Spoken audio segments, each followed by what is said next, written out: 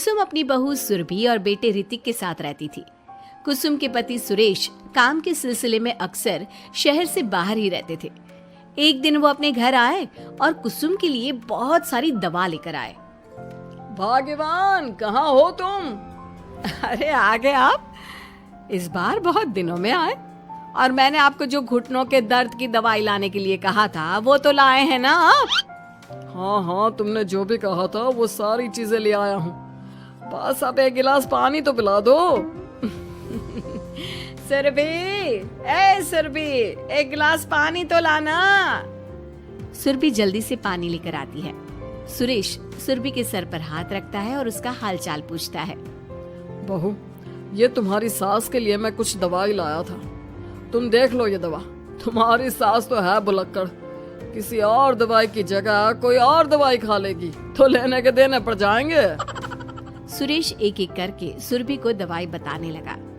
देखो, ये घुटने के दर्द की दवा है, ये घुटनों के दर्द के लिए मालिश का तेल है, रोज रात को मालिश करनी है इससे। ये बीपी की दवा और ये कमर दर्द की। एक दवाई की शीशी हाथ में लेकर कहते हैं, लेकिन ये दवाई किस चीज की है? लगता है मेडिकल वाले ने गलती से दे दिया। सुरेश कुछ दिन अपने घर वालों के साथ रहता है और फिर शहर से बाहर चला जाता है। सुरभि रोज अपनी सास को दवाई दे देती है, लेकिन एक दिन वो घर के काम में बहुत व्यस्त होती है और अपनी सास को दवाई देना भूल जाती है। लगता है सुरभि को आज बहुत ज्यादा काम है। चलो कोई बात नहीं, मैं खुद ही दवा ले लेती हूँ। अरे वाह, ये दवाई तो बहुत स्वादिष्ट है, थोड़ी सी और पी लेती हूँ। इस तरह कुसुम थोड़ी थोड़ी करके हंसते वाली दवाई की पूरी बोतल ही पी लेती है। माँ जी, आज मेरे मायके वाले आ रहे हैं, भैया का फोन आया था।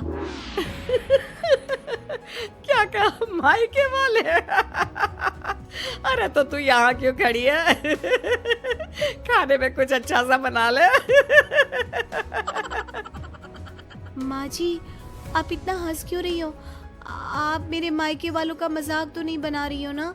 नहीं नहीं नहीं, मैं कहाँ मजाक बना रही हूँ। मैं तो बस बता रही हूँ।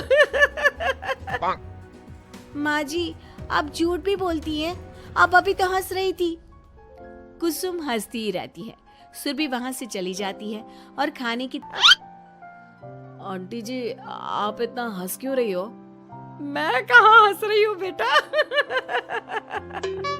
जब कुसुम लगातार हंसे जा रही थी तो उन्हें इंसल्ट फील हुई और वे वहाँ से जाने लगे।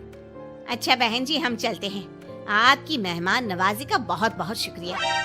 सुरभि की माँ जा ही रही थी, तभी उसका पैर फिसल गया और वो बहुत तेज गिरी। माँ, आप ठीक तो है?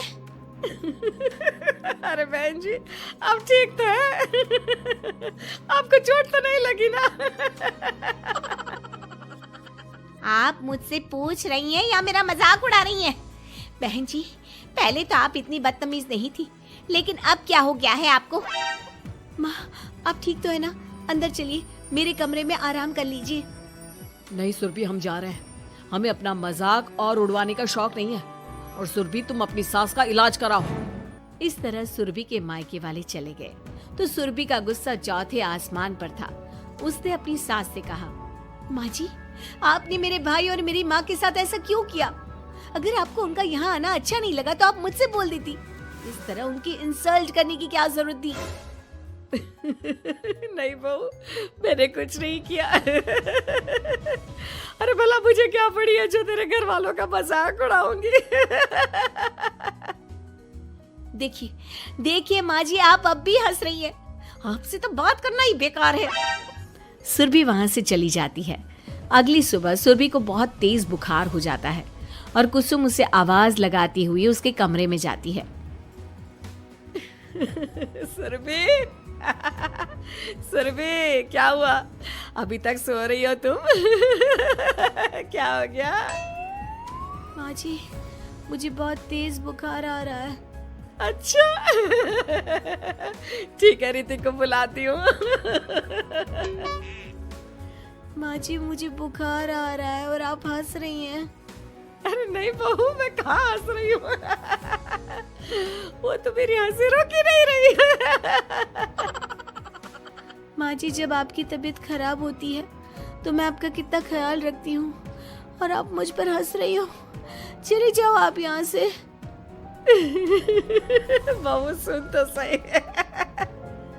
नहीं माँ जी, आप जाओ यहाँ से। अब तो आपके बेटे ही आपसे बात करेंगे और मैं पापा जी को भी बताऊंगी कि आजकल आप क्या कर रही हैं। जब ऋतिक घर आया तो सुरभि ने उसे सारी बात बताई। मुझे तुम्हारी बात पर विश्वास नहीं हो रहा।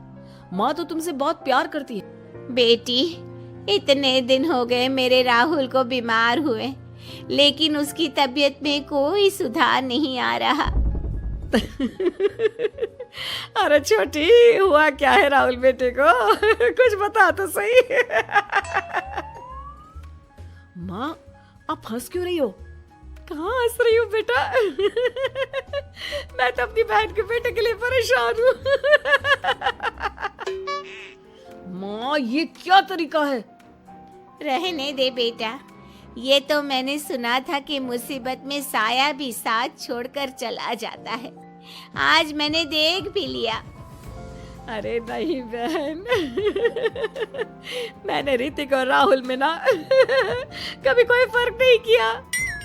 फर्क तो दिख रहा है कुसुम दीदी।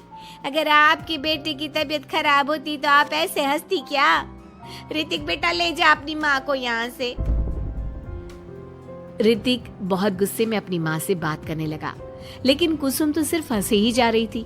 ऋतिक ने अपने पापा को फोन करके बुलाया और उन्हें सारी बात बता दी। बेटा, तेरी माँ तो अपने घर वालों से बहुत प्यार करती है और वो बहुत समझदार है। वो ऐसी हरकत कभी नहीं कर सकती। जरूर कोई ना कोई बात है। कल मैं उसे डॉक्टर के पास ले जाऊंगा। शाम को खाना खाने के बाद सुरभि कुसुम को दवाई देने के लिए गई तो उसने देखा कि दवाई की वो बोतल तो बिल्कुल खाली थी जो सुरेश गलती से ले आया था। सुरभि ने वो बोतल सबको दिखाई।